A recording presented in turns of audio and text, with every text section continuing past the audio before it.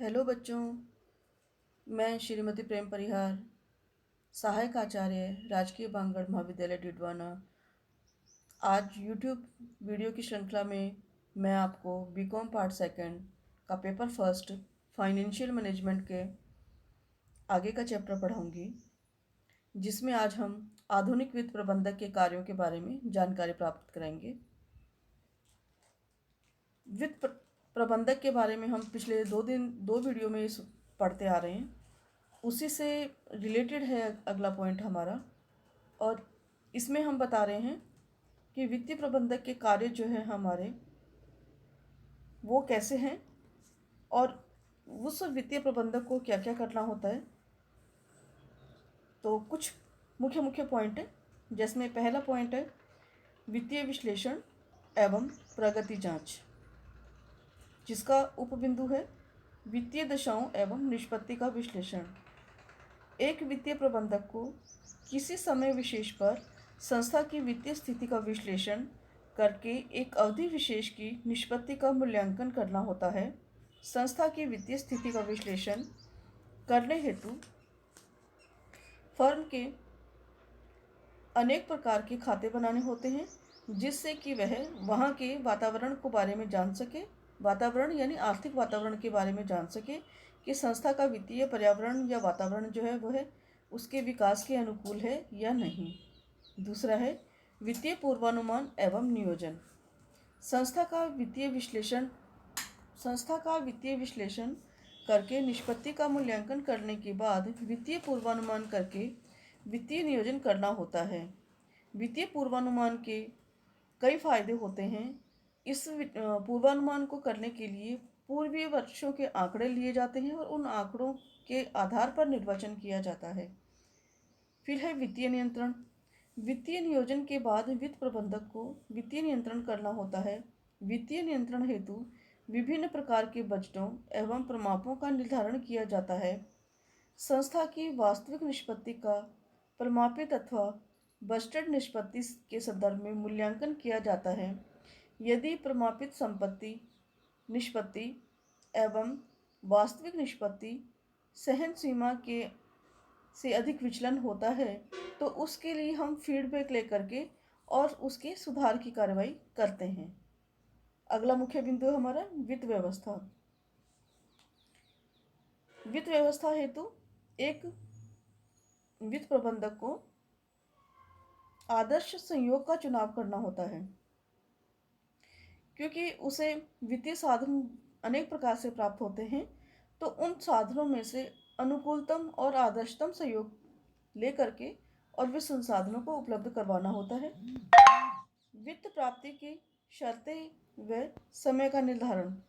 आदर्श संयोग को चुनने के बाद में विभिन्न साधनों से प्राप्त वित्त को कार्य पर लगाने के लिए उस वित्त की शर्तों और उसके समय का भी ध्यान में रखना होता है कि ये शर्तें हमारे व्यवसाय के अनुकूल है या नहीं, और व्यवसाय के अनुकूल है तो कितने समय के लिए हम इस वित्त को अपने व्यवसाय में लगा सकते हैं आदि के बारे में जानकारी दी जाती है। लाभों से प्राप्त जो हमारी आय है उसका हम वितरण करें या प्रतिधारित अर्जनों में लगाएं, इसके संदर्भ में निर्णय लेना। क्योंकि किसी भी व्यवसाय में संपूर्ण लाभ वितरण के लिए नहीं होता, कुछ लाभ का हिस्सा हम आगे के लिए भी रख लेते हैं, जिसे हम प्रतिधारित अर्जनी कहते हैं। रिजर्व्स हमारे जो होते हैं उनके लिए भी हम रख लेते हैं। तो ये वित्त प्रबंधक का कार्य होता है कि वह किस प्रकार का निर्णय लेगा। अगला मुख्य बिंदु है विनियोजन, और विनियोजन में चालू संपत्तियों में विनियोग का निर्णय। वित्त प्रबंधक चालू संपत्तियों का प्रबंधन करना होता है। अब उसे ये ध्यान में रखना होता है कि रोकड़, विक्रयशील प्रतिभूतियां, देनदार, सामग्री आदि में वह कितनी राशि का विनियोग करे और ये इसका किस प्रकार से उपयोग करे कि वह कम से कम राशि में अधिकतम लाभ प्राप्ति कर सके। अगला बिंदु है हमारा पूंजीगत परियोजनाओं के चयन के संबंध में निर्णय। पूंजी बजटन विनियोजन का एक मुख्य क्षेत्र है। विभिन्न परियोजनाओं को स्वीकार करने के बाद मापदंडों का चुनाव करना होता है। अनिश्चितता के तत्व को जानना तथा उसे कम करना वित्त प्रबंधक की योग्यता पर निर्भर करता है। अगला बिंदु है हमारा पुनर्संरचना निर्णय। पुनर्संरचना निर्णय जो होता है कभी कभार होते हैं ये, जैसे संविलियन, पुनर्निर्माण, समापन जैसी अवस्थाएं अगर आती हैं तो उस संबंध में वित्त प्रबंधक की महत्वपूर्ण भूमिका रहती है कि वह इसे अच्छे से निभाए और अपनी संस्था में तरलता को बनाए रख सके। आधुनिक वित्त प्रबंधक के दायित्व, क्या क्या दायित्व हैं आधुनिक वित्त प्रबंधक के? पहला दायित्व है लागतों एवं आगम में संतुलन। वित्त प्रबंधक को संस्था के कार्य संचालन में उत्पन्न लागतें और प्राप्त आय के बीच में संतुलन बना के रखना चाहिए ताकि वित्तीय तरलता बनी रहे। अगला बिंदु है विनियोजित पूंजी पर पर्याप्त प्रत्याय। हम सब जानते हैं कि अंशधारी किसी भी संस्था में अगर पैसा लगाते हैं तो वह ये चाहते हैं कि उसके ऊपर उन्हें पर्याप्त रूप से लाभांश मिलता रहे। तो जो हमारा वित्त प्रबंधक है उसका यह दायित्व बन जाता है कि वह इस तरह से आय को बनाए रखें, संस्था को लाभ की स्थिति में बनाए रखें ताकि विनियोजित पूंजी पर वह पर्याप्त प्रत्याय दे सके। अगला है वित्त के उपयोग का नियंत्रण। वित्त प्रबंधक को वित्त के उपयोग के प्रमाप, कार्यविधि और परंपराएं विकसित करनी होती हैं जिससे कि वित्त का अनावश्यक दुरुपयोग न हो, आगम में रिसाव न हो और लागतें भी हमारे नियंत्रण में रहे और उन लागतों को हम समय समय पर कम करते रहें। अगला है कानूनों की पालना। एक वित्त प्रबंधक को सरकार के द्वारा दिए गए कानूनों की पालना समय समय पर करनी होती है। उसे विभिन्न संस्थाओं के संदर्भ में पूंजी नियंत्रक, स्कंद विपणी, वित्तीय संस्थाओं के प्रयोग हेतु अनेक जो कानून बने हुए हैं उनकी पालना करनी होती है। उसे कर कानून, आयात निर्यात नियंत्रण के संदर्भ में कानून, पर्यावरण संबंधी कानून, इन सब की पालना करना अनिवार्य हो जाता है। अगला है लेनदारों के हितों का संरक्षण। वित्त प्रबंधक का दायित्व है कि वह लेनदारों के हितों को सुरक्षित रखे, उनके ऋणों का समय समय पर भुगतान करता रहे। इस कार्य के लिए संस्था में पर्याप्त तरलता की आवश्यकता बनी रहती है। संस्था की लाभदायकता और तरलता दोनों को बनाए रखते हुए वह लेनदारों के हितों की रक्षा कर सकता है। अंतिम बिंदु है इसमें कर्मचारियों के हितों का संरक्षण एवं प्रोत्साहन। अब एक वित्त प्रबंधक का कर्मचारियों के प्रति भी दायित्व होता है। वह संस्था के योग्य एवं कुशल कर्मचारियों को तभी संस्था में बनाए रख सकता है जबकि उन्हें उचित पुरस्कार दिया जाए। अतः कर्मचारियों को विभिन्न प्रकार के बोनस और प्रोत्साहन राशि देकर के उनकी संस्था में विकास हेतु भागीदारी सुनिश्चित कर सकता है और यह सब कार्य वित्त प्रबंधक कर सकता है। उसे इन कर्मचारियों के हितों का भी ध्यान रखना पड़ता है और ध्यान रखना भी चाहिए। अगला है हमारा वित्त प्रबंधक की स्थिति एवं भूमिका।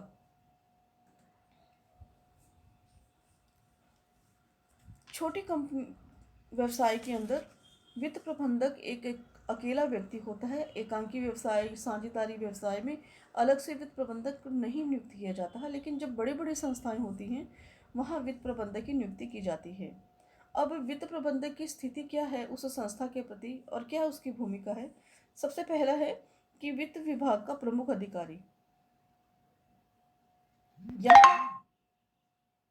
यहाँ ये ध्यान दिया जाता है कि वित्त विभाग का प्रमुख अधिकारी होने के नाते वित्त प्रबंधक उस विभाग के प्रति पूर्णतया उत्तरदायी होता है। उपक्रम या संस्था में पूर्व निर्धारित उद्देश्यों की प्राप्ति के लिए वह आवश्यकता अनुसार कोषों की प्राप्ति एवं उनका उचित आवंटन, कोषों का अधिकतम उपयोग, वित्तीय नियोजन, लागत नियंत्रण एवं बजट लेखांकन एवं रोकड़ एवं साख प्रबंध के संबंध में क्रियाओं का संचालन करता है। अगला है उच्च स्तरीय प्रबंधक। वित्तीय प्रबंधक संस्था के उच्च स्तरीय प्रबंधक की तरह ही एक सदस्य होता है। वह एक रेखीय अधिकारी के रूप में वित्त विभाग की समस्त क्रियाओं का संचालन एवं नियंत्रण करता है।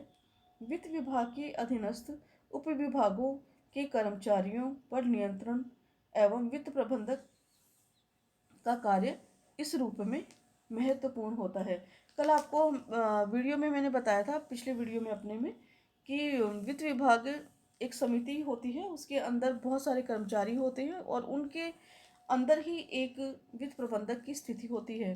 बड़ी बड़ी कंपनियों की दशाओं में, और वहाँ उसे अनेक प्रकार के कार्य करने होते हैं, रोकड़ के संदर्भ में करने होते हैं, अंशों के संदर्भ में करने होते हैं, और कर विभाग के संदर्भ में होते हैं। तो इन सब का जो काम करता है, करने के नाते वह एक उच्च स्तरीय प्रबंधक के रूप में अपनी भूमिका या दायित्व का निर्वहन करता है।